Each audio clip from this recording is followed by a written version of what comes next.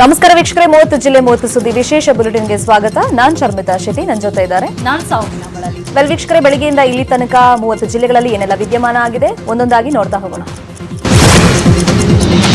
ಸದನದಲ್ಲಿ ಇವತ್ತು ಸಿಎಎ ಹಾಗೂ ಹುಬ್ಬಳ್ಳಿ ಪಾಕ್ ಪರ ಘೋಷಣೆ ಹಾಗೇನೆ ಬೀದರ್ ಶಾಲೆ ಮೇಲಿನ ಕೇಸ್ ಪ್ರತಿಧ್ವನಿಸಿತು. ಕಾಂಗ್ರೆಸ್ ಹಾಗೂ ಬಿಜೆಪಿ ಸದಸ್ಯರ ನಡುವೆ ಈ ವಿಚಾರವಾಗಿ ವಾಕ್ಸಮರ ಕೂಡ ನಡೆಯಿತು.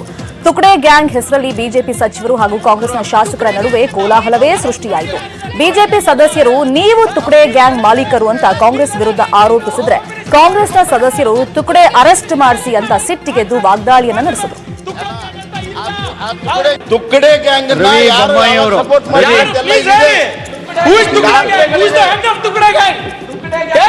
ತುಕಡೆ ಗ್ಯಾಂಗ್ ಸರ್, ನಿಮ್ಮ home minister There is nothing called tukde gang.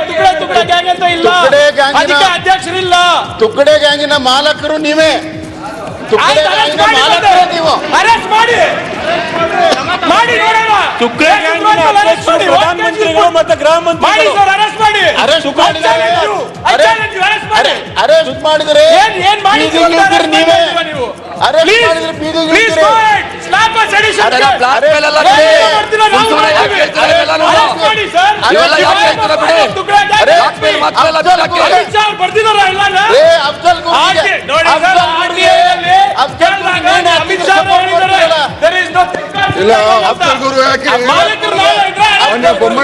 Support ಮಾಡ್ತೀರಿ.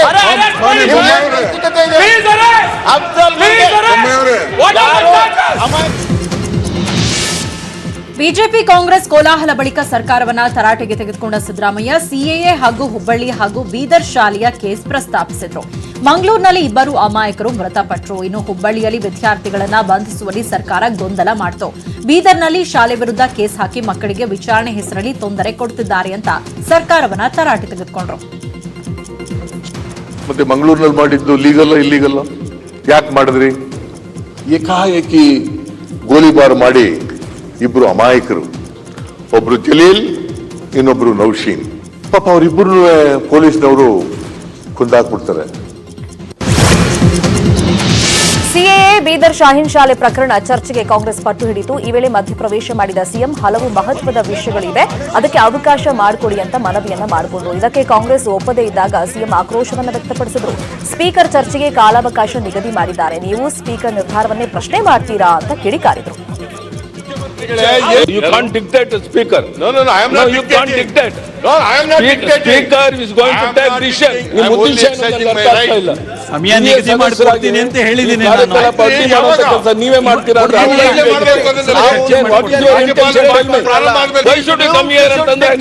ಅವಕಾಶನ ಯಾರಿಗೆ ಆದ್ಯತೆ ಕೊಡ್ಲಿಲ್ಲ, ಮಾತಾಡಲಿಲ್ಲ, ಟೈಮ್ ಕೊಟ್ಟು ಟೈಮ್ ಅವ್ರು ಫಿಕ್ಸ್ ಮಾಡ್ತಾರೆ, ನೀವೆಲ್ಲ ಫಿಕ್ಸ್ ಮಾಡೋದು.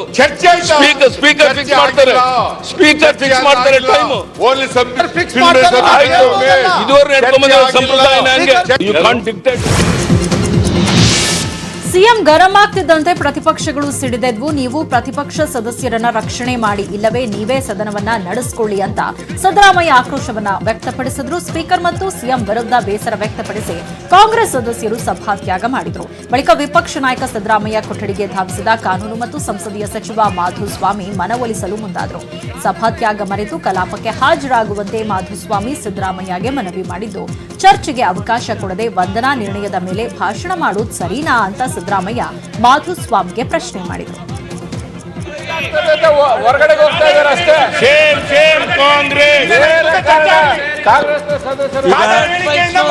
ಈಗ ಸದನದಲ್ಲಿ ಇವತ್ತಿನ ನಮ್ಮ ಕಾರ್ಯಕಲಾಪಗಳ ಪಟ್ಟಿ ಪ್ರಕಾರ ಮನೆ ಅಧ್ಯಕ್ಷರೇ, ಈ ತರ ಯಾವತ್ತೂ ಕೂಡ ಸದನ ನಡೆದಿಲ್ಲ. ವಿರೋಧ ಪಕ್ಷದವರ ಹಕ್ಕುಗಳನ್ನು ಮೊಟಕು ಮಾಡತಕ್ಕಂಥ ಪ್ರಯತ್ನ ನಡೆದಿರಲಿಲ್ಲ. ಮೊಟಕಾಗಿ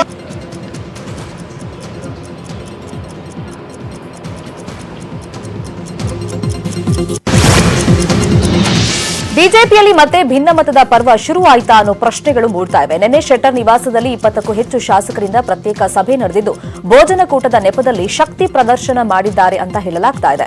ಬಜೆಟ್ ಅಧಿವೇಶನದ ಬಳಿಕ ಸಂಪುಟ ಪುನಾರಚನೆ ಆಗುವಂತ ಸಂಭವವಿದ್ದು ಸಚಿವ ಸ್ಥಾನ ಪಡೆಯಲು ಹಿರಿಯ ಶಾಸಕರು ಈ ಮೂಲಕ ಒತ್ತಡ ಹೇರ್ತಿದ್ದಾರೆ ಅಂತ ಹೇಳಲಾಗ್ತಾ ಇದೆ.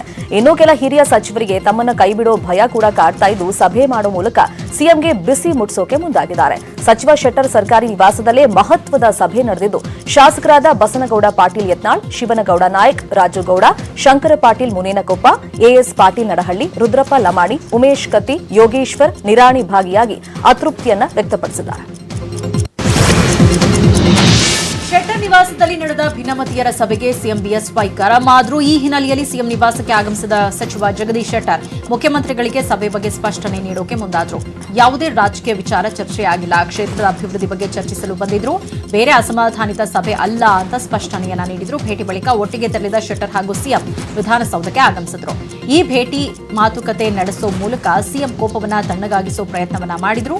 ನಿನ್ನೆ ಶೆಟ್ಟರ್ ನಿವಾಸದಲ್ಲಿ ನಡೆದ ಸಭೆ ಬಗ್ಗೆ ಸ್ಪಷ್ಟನೆಯನ್ನ ನೀಡಿರುವ ಮುರುಗೇಶ್ ನಿರಾಣಿ, ಜಗದೀಶ್ ಶೆಟ್ಟರ್ ನಿವಾಸಕ್ಕೆ ಹೋಗಿದ್ದು ನಿಜ, ನನ್ನ ಕೈಗಾರಿಕೆ ವಿಚಾರ ಮಾತನಾಡಲು ಹೋಗಿದ್ದೆ, ಸಚಿವ ಸ್ಥಾನದ ವಿಚಾರ ಮಾತನಾಡಲು ಅಲ್ಲ ಅಂತ ಪ್ರತಿಕ್ರಿಯೆಯನ್ನ ನೀಡಿದ್ರು. ತಮ್ಮ ಬೇರೆ ಬೇರೆ ಕೆಲಸಕ್ಕೂ ಬಂದಿದ್ರು, ಅವ್ರ ಜೊತೆ ಮಾತಾಡಿ ಅವ್ರು ಮತ್ತೆ ತಮ್ಮ ನಿವಾಸಕ್ಕೆ ವಾಪಸ್ ಹೋಗೋದಂಥದ್ದು ಆಗಿದೆ. ಯಾವುದೇ ಮೀಟಿಂಗು ಮತ್ತೊಂದು ಅನ್ನುವಂಥದ್ದು ಇದು ಸತ್ಯಕ್ಕೆ ದೂರವಾದಂಥ ಸಂಗತಿ ಅಂತ ನಾನು ಸ್ಪಷ್ಟವಾಗಿ ಹೇಳ್ತೇನೆ. ಯಡಿಯೂರಪ್ಪನವ್ರದ್ದು ನಮ್ಮದು 30 ವರ್ಷದ ಸಂಬಂಧ ಇದೆ. ನಾವು ಹೋಗಿರುವಂಥದ್ದು ಜಗದೀಶ್ ಶೆಟ್ಟರ್ ಮನೆಗೆ ನಮ್ಮ ಕ್ಷೇತ್ರದ 200 ಜನ ಒಂದು ಡೆಲಿಗೇಷನ್ ಬಂದಿದೆ. ಕೈಗಾರಿಕೆ ಬಗ್ಗೆ 2 ಅಪ್ಲಿಕೇಶನ್ಗಳು ಹೈ ಲೆವೆಲ್ ಕಮಿಟಿ ಮುಂದಿದೆ. ಅದರ ಬಗ್ಗೆ ಬ್ರೀಫ್ ಮಾಡೋದ್ರ ಸಲ ನಾನು ಹೋಗಿದ್ದೆ. ಇನ್ನು ಶೆಟ್ಟರ್ ಮನೆಯಲ್ಲಿ ಅತೃಪ್ತರ ಸಭೆಯಿಂದ ಸಿಎಂ ಫುಲ್ ಸಿಟ್ಟಿಗೆದ್ದಿದ್ದಾರೆ. ಈ ಬಗ್ಗೆ ಯಾಕೆ ಮಾಹಿತಿ ಕೊಟ್ಟಿಲ್ಲ ಅಂತ ಗುಪ್ತಚರ ಇಲಾಖೆ ಮುಖ್ಯಸ್ಥರಿಗೆ ಸಿಎಂ ಕ್ಲಾಸ್ ಅನ್ನ ತಗೊಂಡಿದ್ದಾರೆ. ಶೆಟ್ಟರ್ ಸಭೆ ಬಗ್ಗೆ ನಿಮ್ಗೆ ಮಾಹಿತಿ ಇರಲಿಲ್ವಾ? ಮೊದಲೇ ಮಾಹಿತಿ ಕೊಟ್ಟಿದ್ರೆ ಹೀಗಾಗ್ತಿರ್ಲಿಲ್ಲ. ನನ್ಗೆ ಗೊತ್ತಿದ್ರೆ ಶೆಟ್ಟರ್ಗೆ ಸಭೆ ನಡೆಸೋಕೆ ಬಿಡ್ತಾ ಇರಲಿಲ್ಲ ಅಂತ ಗುಪ್ತಚರ ಇಲಾಖೆ ಮುಖ್ಯಸ್ಥರಿಗೆ ಕ್ಲಾಸ್ ಅನ್ನ ತಗೊಂಡಿದ್ದಾರೆ. ಈ ಸಭೆಯಿಂದ ಸದನದಲ್ಲಿ ವಿಪಕ್ಷಗಳ ಟೀಕೆಗೆ ದಾರಿ ಮಾಡಿಕೊಟ್ಟಂತಾಯಿತು. ಮುಂದಾದ್ರೂ ಭಿನ್ನಮತೀಯರ ಮೇಲೆ ಒಂದು ಕಣ್ಣಿಡಿ ಅಂತ ಗುಪ್ತಚರ ಇಲಾಖೆ ಮುಖ್ಯಸ್ಥರಿಗೆ ಫೋನ್ನಲ್ಲಿ ಸಿಎಂ ಕ್ಲಾಸ್ ಅನ್ನ ತಗೊಂಡಿದ್ದಾರಂತೆ. ಸಿಎಂ ವಿರುದ್ಧ ಅನಾಮಧೇಯ ಪತ್ರ ವಿಚಾರಕ್ಕೆ ಸಂಬಂಧಿಸಿದಂತೆ ಸಚಿವ ಸುಧಾಕರ್ ಕಿಡಿಕಾರಿದ್ದಾರೆ. ಇದು ಬಿಜೆಪಿ ಶಾಸಕರ ಕೃತ್ಯ ಅಲ್ಲ, ಬೌದ್ಧಿಕವಾಗಿ ದಿವಾಳಿಯಾದ ವಿಪಕ್ಷದವರ ಕೃತ್ಯ ಅಂತ ಪ್ರತಿಕ್ರಿಯೆ ನೀಡಿದರು. ಬಿಎಸ್ವೈ ಅನುಭವದ ಮುಂದೆ ಬೇರೆ ಏನಿಲ್ಲ. ಸಚಿವ ಸ್ಥಾನ ಸಿಗದ ಕೆಲವರು ಹತಾಶರಾಗಿದ್ದಾರೆ, ಅವರಿಗೆ ಮುಂದಿನ ದಿನಗಳಲ್ಲಿ ಸ್ಥಾನ ಕಲ್ಪಿಸಲಾಗುತ್ತೆ ಅಂತ ಹೇಳಿದರು. ಇನ್ನು ನೂತನ ಸಚಿವ ಬಿಸಿ ಪಾಟೀಲ್ ಮಾತನಾಡಿ, ಮುಖ್ಯಮಂತ್ರಿ ಯಡಿಯೂರಪ್ಪ ಅವರು ದಕ್ಷವಾಗಿದ್ದಾರೆ. 3 ವರ್ಷ ಅವರೇ ಸಿಎಂ ಆಗಿರ್ತಾರೆ, ಅದಕ್ಕೆಲ್ಲ ತಲೆ ಕೆಡಿಸಿಕೊಳ್ಳುವ ಅಗತ್ಯ ಇಲ್ಲ ಅಂತ ಹೇಳಿಕೆಯನ್ನ ನೀಡಿದ್ರು. ಇನ್ನು ಶೆಟ್ಟರ್ ನಿವಾಸದಲ್ಲಿ ನಡೆದ ಸಭೆ ಬಗ್ಗೆ ಮಾತನಾಡಿದ ಬಿಸಿ ಪಾಟೀಲ್, ಅವರು ಸಾಮಾನ್ಯವಾಗಿ ಅಲ್ಲಿ ಸೇರಿರಬಹುದು, ಊಟಕ್ಕೂ ಸಹ ಸೇರಿರಬಹುದು, ಅದನ್ನ ಸಭೆ ಎಂದು ಹೇಳೋಕ್ಕಾಗಲ್ಲ ಅಂತ ಹೇಳಿದ್ರು. ನಮ್ಮ ಮಾನ್ಯ ಮುಖ್ಯಮಂತ್ರಿಗಳು ವಯೋವೃದ್ಧರು ಅನ್ನೋ ರೀತಿಯಲ್ಲಿ ಎಲ್ಲವನ್ನು ಕೂಡ ಪೇಪರಲ್ಲಿ ಕೆಲವೆಲ್ಲ ನಾವು ಪಾಯಿಂಟ್ಸ್ ಅನ್ನ ನೋಟ್ ಮಾಡ್ಕೊಳ್ತೀವಿ.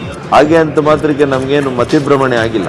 ರಾಜಕೀಯದಲ್ಲಿ ದಿವಾಳಿತನವನ್ನ ಪ್ರದರ್ಶನ ಮಾಡ್ತಾ ಇರತಕ್ಕಂತ ವಿರೋಧ ಪಕ್ಷಗಳ ಕೆಲಸ ಆಗಿರ್ಬೋದು ಅಂತ ನಾನು ತಿಳ್ಕೊಂಡಿದ್ದೀನಿ. ಯಡಿಯೂರಪ್ಪನವರು ದಕ್ಷವಾಗಿದ್ದಾರೆ, ಇನ್ನೂ 3.25 ವರ್ಷ ಅವರೇ ಮುಖ್ಯಮಂತ್ರಿಯಾಗಿ ಮುಂದುವರಿತಾರೆ, ಅದರಲ್ಲಿ ಯಾವ ಸಂಶಯ ಕೂಡ ಇಲ್ಲ. ಯಾರ್ಯಾರು ಸುಮ್ಮನೆ ಹುಟ್ಟಿಸ್ತಿರ್ತಾರೆ, ಅದಕ್ಕೆಲ್ಲ ತಲೆ ಕೆಡಿಸ್ಕೊಳ್ಳೋ ಅವಶ್ಯಕತೆ ಇಲ್ಲ.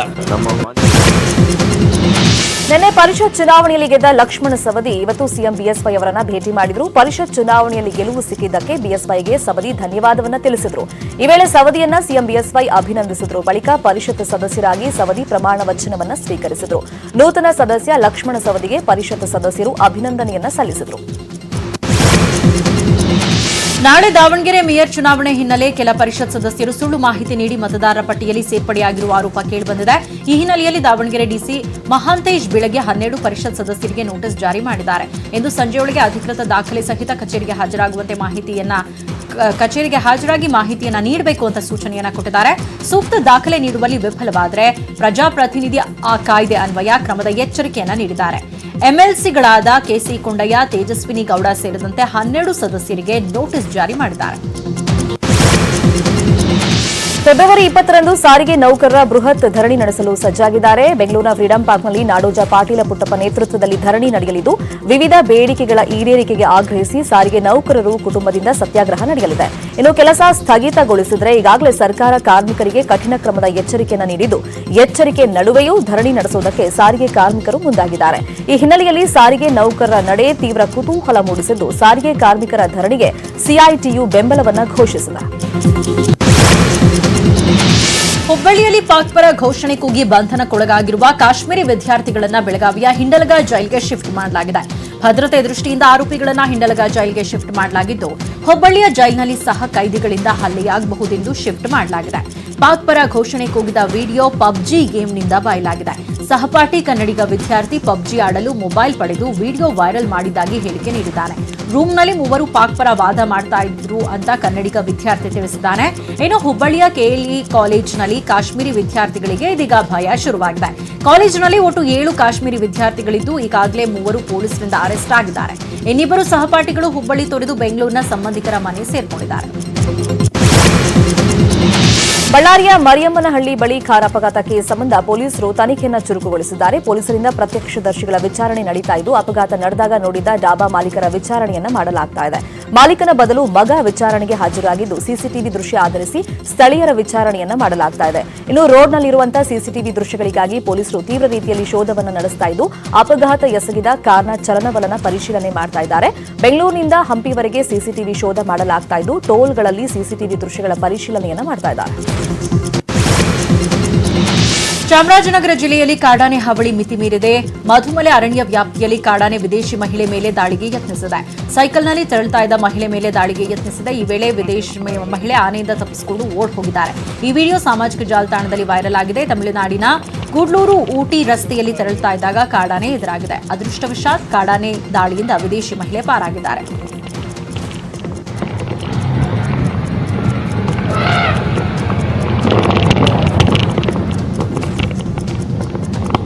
You're right. Well, back up slowly.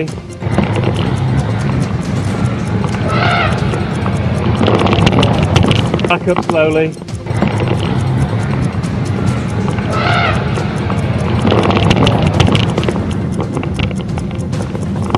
You're right.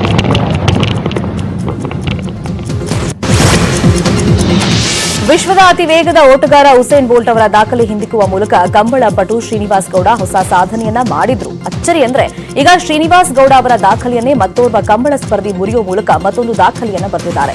ಜೋಗಿಬೆಟ್ಟು Nishant Shetty ಸಾಧನೆ ಮಾಡಿರುವಂತಹ ಯುವಕ. ವೇಣೂರಿನ ಪೆರ್ಮುಡ ಕಂಬಳದಲ್ಲಿ ನಿಶಾಂತ್ ಈ ಸಾಧನೆಯನ್ನ ಮಾಡಿದ್ದಾರೆ. 143 ಮೀಟರ್ ದೂರವನ್ನ ನಿಶಾಂತ್ ಕೇವಲ 13.61 ಸೆಕೆಂಡ್ನಲ್ಲಿ ಓಡಿ ಸಾಧನೆಯನ್ನ ಮಾಡಿದ್ದಾರೆ. ಈ ಮೂಲಕ ಶ್ರೀನಿವಾಸ್ ಗೌಡ ಅವರ ದಾಖಲೆಯನ್ನ ಮುರಿದಿದ್ದಾರೆ. ನಿಶಾಂತ್ ಶೆಟ್ಟಿ ಉಡುಪಿ ಜಿಲ್ಲೆ ಕಾರ್ಕಳ ತಾಲೂಕಿನ ಬಜಗೋಳಿ ಅವರು. ಶ್ರೀನಿವಾಸ್ ಗೌಡ 13.62 ಸೆಕೆಂಡ್ನಲ್ಲಿ 143 ಮೀಟರ್ ಕ್ರಮಿಸಿದ್ರು. ಆದರೆ ನಿಶಾಂತ್ ಶೆಟ್ಟಿ ಈ ದೂರವನ್ನ ಕೇವಲ 13.61 ಸೆಕೆಂಡ್ಗಳಲ್ಲಿ ಓಡಿ ಸಾಧನೆಯನ್ನ ಮಾಡಿದ್ದಾರೆ. ಇವರ ಸಾಧನೆಗೆ ಇಡೀ ದೇಶವೇ ಮೆಚ್ಚುಗೆಯನ್ನ ವ್ಯಕ್ತಪಡಿಸಿದೆ. ಸಿಲಿಕಾನ್ ಸಿಟಿಯಲ್ಲಿ ಬೈಕ್ ಕಳ್ಳರ ಹಾವಳಿ ಮಿತಿಮೀರಿದೆ. ಮನೆ ಮುಂದೆ ನಿಲ್ಲಿಸಿದ ಬೈಕ್ಗಳನ್ನು ಕಳ್ಳರು ಕದೀತಾ ಇರುವಂತಹ ದೃಶ್ಯ ಸಿಸಿಟಿವಿಯಲ್ಲಿ ಸೆರೆಯಾಗಿದೆ. ನಗರದ ಲಿಂಗರಾಜಪುರಂನಲ್ಲಿ ಘಟನೆ ನಡೆದಿದ್ದು, ಮನೆ ಮುಂದೆ ನಿಲ್ಲಿಸಿದ್ದ ಆರ್ಎಕ್ಸ್ ಯಮಹಾ ಬೈಕ್ ಕದ್ದು ಕಳ್ಳರು ಎಸ್ಕೇಪ್ ಆಗಿದ್ದಾರೆ. ಘಟನೆ ಸಂಬಂಧ ಬಾಣಸವಾಡಿ ಪೊಲೀಸ್ ಠಾಣೆಯಲ್ಲಿ ಕೇಸ್ ದಾಖಲಾಗಿದ್ದು, ಶರವಣ ಅನ್ನೋರಿಗೆ ಸೇರಿದ ಬೈಕ್ ಕಳ್ಳತನವಾಗಿದೆ.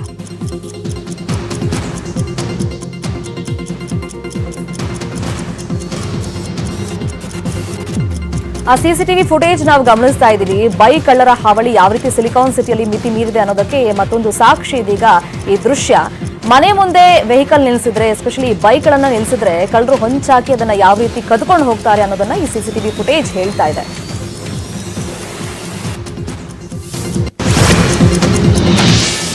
ಶ್ರೀ ಗುರು ಕೊಟ್ಟೂರೇಶ್ವರನ ಅದ್ದೂರಿ ರಥೋತ್ಸವ ಹಿನ್ನೆಲೆಯಲ್ಲಿ 85 ವರ್ಷದ ಅಜ್ಜಿ 58 ಕಿಲೋಮೀಟರ್ ಪಾದಯಾತ್ರೆ ಮಾಡಿದ್ದಾರೆ. ದಾವಣಗೆರೆಯಿಂದ ಕೊಟ್ಟೂರಿಗೆ ಪಾದಯಾತ್ರೆ ಬಂದ ಅಜ್ಜಿ ಎಲ್ಲರೂ ಹುಬ್ಬೇರುವಂತೆ ಮಾಡಿದ್ದಾರೆ. ಸಂತೆಬೆನ್ನೂರು ಗ್ರಾಮದ 85 ವರ್ಷದ ಅಜ್ಜಿ ಕಮಲಮ್ಮ ತಮ್ಮ ಮೊಮ್ಮಕ್ಕಳು ಚೆನ್ನಾಗಿ ಓದಲಿ ಅಂತ ಪಾದಯಾತ್ರೆ ಬಂದಿದ್ದಾರೆ. ಕೈಯಲ್ಲಿ ಕೇಸರಿ ಧ್ವಜ ಹಿಡಿದು ಕುಟುಂಬಸ್ಥರೊಂದಿಗೆ ನಡೆದುಕೊಂಡು ಕೊಟ್ಟೂರಿಗೆ ಬಂದ ಅಜ್ಜಿಯನ್ನ ನೋಡಿ ಸ್ಥಳೀಯರು ಅಚ್ಚರಿಗೊಂಡಿದ್ದಾರೆ.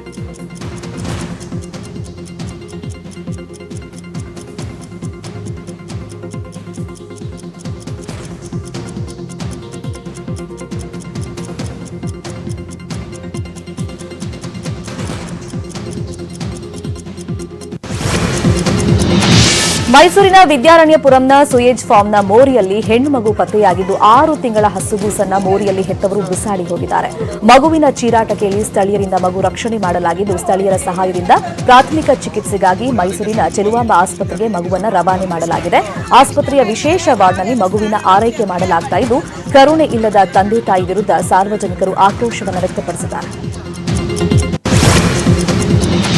ರಾಯಚೂರಿನಲ್ಲಿ ಘನತ್ಯಾಜ್ಯ ವಿಲೇವಾರಿ ಘಟಕದಲ್ಲಿ ಬೆಂಕಿ ಕಾಣಿಸಿಕೊಂಡಿದ್ದು ಸುಮಾರು 10 ಎಕರೆ ಪ್ರದೇಶದಲ್ಲಿರುವ ಕಸದ ಪ್ರದೇಶಕ್ಕೆ ಬೆಂಕಿ ಬೆದ್ದಿದೆ. ಕಳೆದ 3 ದಿನಗಳಿಂದ ಹೊತ್ತಿ ಉರಿತಾ ಇರುವ ಬೆಂಕಿ ನಂದಿಸಲು ಅಗ್ನಿಶಾಮಕ ದಳ ಸಾಹಸ ಮಾಡ್ತಾ ಇದ್ದು ಸ್ಥಳೀಯರು ಬೆಂಕಿಯ ಹೊಗೆಯಿಂದ ಕಂಗೆಡುವಂತೆ ಮಾಡಿದೆ. ನಗರದ ಯಕ್ಲಾಸ್ಪುರ ಘಟಕದಲ್ಲಿ ಕಸ ನಿರ್ವಹಣೆ ಮಾಡುವಲ್ಲಿ ಜಿಲ್ಲಾಡಳಿತ ವಿಫಲವಾಗಿದೆ ಅಂತ ಸ್ಥಳೀಯರು ಆರೋಪಿಸಿದ್ದಾರೆ. Welcome back. ಇನ್ನುಳಿದ ಪ್ರಮುಖ ಸುದ್ದಿಯನ್ನ ನೋಡೋಣ. ಕೊಪ್ಪಳದ ಅಂಬೇಡ್ಕರ್ ನಿಗಮ ಜಿಲ್ಲಾ ವ್ಯವಸ್ಥಾಪಕ ಯೋಜನೆಯ ಬಿಲ್ ಪಾವತಿಗೆ ಲಂಚ ಪಡೆದ ಆರೋಪ ಎದುರಾಗಿದೆ. ಜಿಲ್ಲಾ ವ್ಯವಸ್ಥಾಪಕ ಪಿ ರಮೇಶ್ ಲಂಚ ಸ್ವೀಕರಿಸಿದ ವಿಡಿಯೋ ನ್ಯೂಸ್ 18 ಕನ್ನಡಕ್ಕೆ ಲಭ್ಯವಾಗಿದೆ. ಎಸ್ಸಿ ಎಸ್ಟಿ ಸಮುದಾಯದ ಜನರಿಗೆ ಬಿಡುಗಡೆಯಾಗಿದ್ದ ಹಣಕ್ಕೆ ಲಂಚ ಪಡೆದಿದ್ದಾರೆ. ಅಲ್ಲದೆ ಕೊಪ್ಪಳ ಡಿಸಿ ಬಗ್ಗೆಯೂ ಏಕವಚನದಲ್ಲಿ ಮಾತನಾಡಿರೋ ಈ ಅಧಿಕಾರಿ ವಿರುದ್ಧ ಕ್ರಮಕ್ಕೆ ಆಗ್ರಹ ವ್ಯಕ್ತವಾಗಿದೆ. ಡಿಸಿಪಿ ಸುನೀಲ್ ಕುಮಾರ್ ಅಧಿಕಾರಿ ವಿರುದ್ಧ ಕಾನೂನು ಕ್ರಮಕ್ಕೆ ಮುಂದಾಗಿದ್ದಾರೆ. ಇವ್ರು ಬೇಸಾಗ್ಲಿ ಇಲ್ಲೇ ಇರ್ಬೇಕಂತ ನಾವು ಕುಟುಂಬಕ್ಕೆ ನಿಮಗೆ ಬೇಡಿಕೆ ಅಂತ ಬೆಳಿಗ್ಗೆ ನಿಮ್ಮ ಕನಸಿನ ಬಂದ್ಬಿಟ್ಟು ನನ್ನ ವ್ಯಾಪ್ತಿ ಬರಲ್ಲ ನೀವೇನಾರ ಮಿನಿಸ್ಟ್ರಿ ಲೆವೆಲ್ ಹೇಳಿ ಮಾಡ್ತಾರೆ ನಿನ್ನೆ ಅಂದ್ರೆ ಇವ್ರು ಬೇಸಾಗ್ಲಿ ಇಲ್ಲಿ. ಗದಗ್ನ ರೋಣ ತಾಲೂಕ್ ಪಂಚಾಯತ್ ಅಧ್ಯಕ್ಷೆ ಅಧಿಕಾರಿಗೆ ಲಂಚದ ಬೇಡಿಕೆ ಇಟ್ಟಿರೋ ಆಡಿಯೋ ಫುಲ್ ವೈರಲ್ ಆಗಿದೆ. ಅಧ್ಯಕ್ಷೆ ಪ್ರೇಮವ್ವ 5,000 ಹಣಕ್ಕಾಗಿ ರೇಷ್ಮೆ ಇಲಾಖೆ ಅಧಿಕಾರಿ ಐಜಿ ಸಂಗಳದ ಅವರಿಗೆ ಹಣದ ಬೇಡಿಕೆಯನ್ನ ಇಟ್ಟಿದ್ದಾರೆ. ಫೋನ್ ಮಾಡಿದ ಪ್ರೇಮವ್ವ ತಕ್ಷಣ 5,000 ರೂಪಾಯಿ ಕೊಡುವಂತೆ ಆವಾಜ್ ಹಾಕಿದ್ದಾರೆ. ಅಲ್ಲದೆ ಹಣ ಕೊಡಲು ವಿಳಂಬ ಮಾಡಿದ್ದಕ್ಕೆ ಅಧಿಕಾರಿಗೆ ಹಿಗ್ಗಾಮುಗ್ಗ ತರಾಟೆಗೆ ತಗೊಂಡಿದ್ದಾರೆ. ಮಾನ್ಯ ಸಭೆ ಮಾಡಿದ ನಂತರ ಭೇಟಿಯಾಗ್ತೀನಿ ಅಂತ ಹೇಳಿದ್ದಾರೆ. ಯಾಕೆ ಭೇಟಿ ಆಗಲಿಲ್ಲ ಅಂತ ಧಮಕಿ ಹಾಕಿದ್ದಾರೆ. ಸಾಮಾಜಿಕ ಜಾಲತಾಣದಲ್ಲಿ ಆಡಿಯೋ ವೈರಲ್ ಆಗಿದ್ದು ಭಾರೀ ಚರ್ಚೆಗೆ ಗ್ರಾಸವಾಗಿದೆ. ವಿಜಯಪುರ ನಗರದ ಯಶೋಧರ ಸೂಪರ್ ಸ್ಪೆಷಾಲಿಟಿ ಆಸ್ಪತ್ರೆಯಲ್ಲಿ ಅಪಘಾತದಲ್ಲಿ ಗಾಯಗೊಂಡಿದ್ದ ವ್ಯಕ್ತಿ ಮೃತಪಟ್ಟಿದ್ದಾನೆ. 38 ವರ್ಷದ ಸಂಗಮೇಶ್ ಗಂಗಶೆಟ್ಟಿ ಮೃತ ವ್ಯಕ್ತಿ. ಆದರೆ ವೈದ್ಯರು ಆಸ್ಪತ್ರೆಯವರ ನಿರ್ಲಕ್ಷ್ಯದಿಂದ ಸಂಗಮೇಶ್ ಮೃತಪಟ್ಟಿದ್ದಾರೆಂದು ಆಸ್ಪತ್ರೆಯಲ್ಲಿ ವ್ಯಕ್ತಿಯ ಸಂಬಂಧಿಕರು ಗಲಾಟೆ ಮಾಡಿದ್ದಾರೆ. ವೈದ್ಯರ ಮೇಲೆ ಹಲ್ಲೆಗೆ ಮುಂದಾಗಿದ್ದಾರೆ. ಜನವರಿ 10ರಂದು ಅಪಘಾತದಲ್ಲಿ ಗಾಯಗೊಂಡಿದ್ದ ಸಂಗಮೇಶ್ ನಿನ್ನೆ ಮಧ್ಯಾಹ್ನ ಚಿಕಿತ್ಸೆ ಫಲಿಸದೆ ಮೃತಪಟ್ಟಿದ್ದಾರೆ. ಸುಮಾರು 8 ರಿಂದ 10 ಲಕ್ಷ ಖರ್ಚು ಮಾಡಿದ್ರೂ ಸಂಗಮೇಶ್ ಅವರನ್ನ ಬದುಕಿಸಿಲ್ಲ ಅಂತ ಕುಟುಂಬ ಸದಸ್ಯರು ಆರೋಪಿಸಿದ್ದಾರೆ. ವೈದ್ಯರನ್ನ ಹಿಡಿದು ಎಳೆದಾಡಿ ಗಲಾಟೆ ಮಾಡಿದ್ದಾರೆ. ಸಿಲಿಕಾನ್ ಸಿಟಿ ಬೆಂಗಳೂರಲ್ಲಿ ಮತ್ತೊಬ್ಬ ಮುಖ್ಯ ಪೊಲೀಸ್ ಪೇದೆ ಹಾಡು ವೈರಲ್ ಆಗಿದೆ. ಬನಶಂಕರಿ ಠಾಣೆ ಮುಖ್ಯ ಪೇದೆ ಮುತ್ತು ನಾಯ್ಕ್ ಹಾಡಿರೋ ಬಾರಕ ಜಾತ್ರೆಗೆ ಮಾದಪ್ಪನ ಪರೀಕ್ಷೆಗೆ ಹಾಡು ಸಖತ್ ವೈರಲ್ ಆಗಿದೆ. ಅಲ್ಲದೆ ಭೀಮಾಶಾದ್ರಿ ವಾಸಶ್ರೀ ರೇವಣಸಿದ್ದೇಶ್ವರ ಭಕ್ತಿಗೀತೆ ಕೂಡ ವೈರಲ್ ಆಗಿದೆ. ಈ ಹಾಡುಗಳನ್ನು ಹಾಡಿರೋ ಹೆಡ್ ಕಾನ್ಸ್ಟೇಬಲ್ ಮುತ್ತು ನಾಯ್ಕ್ಗೆ ಪೊಲೀಸ್ ಇಲಾಖೆ ಹಲವು ಹಿರಿಯ ಅಧಿಕಾರಿಗಳು ಪ್ರಶಂಸೆಯನ್ನ ವ್ಯಕ್ತಪಡಿಸಿದ್ದಾರೆ. ವಿಶೇಷ ಅಂದ್ರೆ ಹೆಡ್ ಕಾನ್ಸ್ಟೇಬಲ್ ಮುತ್ತು ನಾಯ್ಕ್ ತಾವೇ ಸಾಹಿತ್ಯ ರಚನೆ ಮಾಡಿ ರಾಗ ಸಂಯೋಜನೆ ಮಾಡಿ ಹಾಡ್ತಾರೆ. ಕುಡಿಯ ನೋಡಕ್ಕ ಆ ನಮ್ಮಪ್ಪ ನಲ್ಸಿರೋದು ಪುಣ್ಯ ಕಾಣಕ್ಕ. ಬೆಟ್ಟಾದ ಮ್ಯಾಲಿರೋ ಕುಡಿಯ ನೋಡಕ್ಕ ಆ ನಮ್ಮಪ್ಪ ನಲ್ಸಿರೋದು ಪುಣ್ಯ ಕಾಣಕ್ಕ. ವರ್ಷ ಬರ್ಬೇಕು ಜಾತ್ರೆ ಮಾಡಕ್ಕ 7 ಬೆಟ್ಟದ ಒಡೆಯ ಪೂಜೆ ಮಾಡಕ್ಕ. ವರ್ಷ ತುಮಕೂರು ಜಿಲ್ಲೆ ಮಧುಗಿರಿಯಲ್ಲಿ 6 ತಿಂಗಳ ಅವಧಿಯಲ್ಲಿ 30ಕ್ಕೂ ಹೆಚ್ಚು ಅಪಘಾತ ಹಾಗೂ 50ಕ್ಕೂ ಹೆಚ್ಚು ಸಾವನ್ನಪ್ಪಿದ ಹಿನ್ನೆಲೆಯಲ್ಲಿ ಸ್ಥಳೀಯರು ಕಂಗೆಟ್ಟು ಹೋಗಿದ್ದಾರೆ. ಮಧುಗಿರಿಯ ಕೆರೆಗಳ ಪಾಳ್ಯದಲ್ಲಿ ಹೀಗೆ ಪದೇ ಪದೇ ಅಪಘಾತ ಸಂಭವಿಸ್ತಾ ಇದ್ದು ಸಾವನ್ನಪ್ಪಿದವರ ಆತ್ಮಗಳಿಗೆ ಗ್ರಾಮಸ್ಥರು ಶಾಂತಿ ಮಾಡಲು ಪೂಜೆ ಮಾಡಿದ್ರು. ಭೂತ ಭೈರವ ಹೋಮ ನಡೆಸಿ ಪ್ರೇತಾತ್ಮಗಳಿಗೆ ಶಾಂತಿ ಪೂಜೆ ಮಾಡಿದ ಜನ 48 ಗಂಟೆಗಳ ಕಾಲ ಪೂಜೆ ಮಾಡಿದ್ರು. ಪ್ರತಿ ಅಮಾವಾಸ್ಯೆ ಪೂರ್ಣಮಿಯಂದೇ ಅಪಘಾತ ನಡೀತಾ ಇದ್ದು ರಾತ್ರಿ ಆದ್ರೆ ಯಾರೂ ರಸ್ತೆ ಪಕ್ಕ ಅಳುವಂತೆ ಧ್ವನಿ ಕೇಳಿ ಬರ್ತಾ ಇದೆ. ಈ ಹಿನ್ನೆಲೆಯಲ್ಲಿ ಗ್ರಾಮಸ್ಥರಲ್ಲಿ ಆತಂಕ ಹೆಚ್ಚಾಗಿದೆ.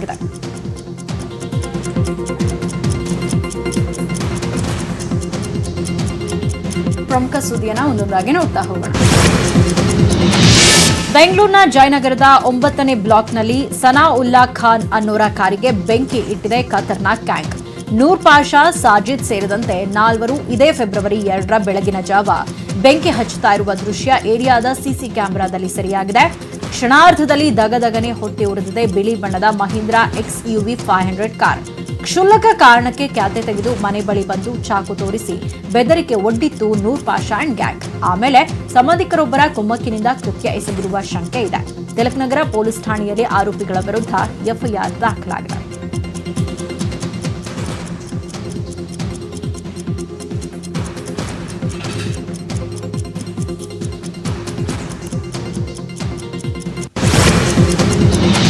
ಕುಸಿಯುತ್ತಿರುವ ಆರ್ಥಿಕ ವ್ಯವಸ್ಥೆ, ಏರುತ್ತಿರುವ ಹಣದುಬ್ಬರ, ದಿನನಿತ್ಯ ಬಳಕೆಯ ವಸ್ತುಗಳ ಬೆಲೆ ಏರಿಕೆ ಹಾಗೂ ಸಿಲಿಂಡರ್ ಬೆಲೆ ಏರಿಕೆ ಖಂಡಿಸಿ ಬೆಂಗಳೂರಿನಲ್ಲಿ ಪ್ರತಿಭಟನೆಯನ್ನ ಮಾಡಲಾಯಿತು. ಟೌನ್ ಹಾಲ್ ಮುಂಭಾಗ ಪ್ರತಿಭಟನೆ ನಡೆಸಿದ ಆಮ್ ಆದ್ಮಿ ಪಕ್ಷದ ಕಾರ್ಯಕರ್ತರು ಸಂಸದೆ ಸ್ಮೃತಿ ಇರಾನಿ ಅಕ್ಕ ಎಲ್ಲಿದೆಯಮ್ಮ ಅಂತ ಘೋಷಣೆಯನ್ನ ಕೂಗಿದ್ರು. ಸಿಲಿಂಡರ್ ಪೂಜೆ ಮಾಡಿ ಸಿಲಿಂಡರ್ ಉರುಳು ಸೇವೆ ಮಾಡಿಸಿ ವಿನೂತನವಾಗಿ ಪ್ರತಿಭಟನೆಯನ್ನ ಮಾಡಿದ್ದಾರೆ. ಸಿಲಿಂಡರ್ ಬೆಲೆ ಏರಿಕೆಯನ್ನ ಖಂಡಿಸಿ ಸೌದೆ ಒಲೆ ಹೊತ್ತಿಸಿ ಆಕ್ರೋಶವನ್ನು ವ್ಯಕ್ತಪಡಿಸಿದರು.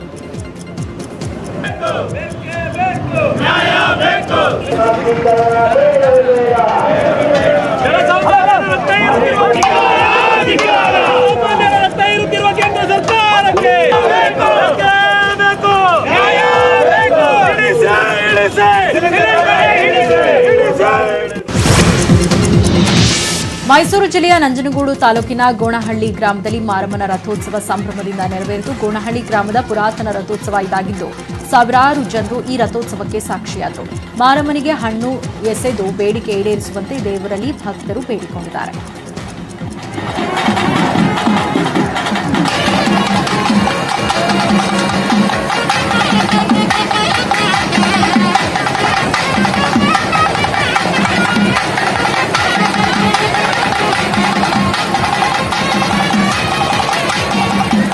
ನೋಡ್ತಾರೆ ನ್ಯೂಸ್ 18 ಕನ್ನಡ. ಜಾಲ ನಮ್ಮದು, ಬಲ ನಿಮ್ಮದು.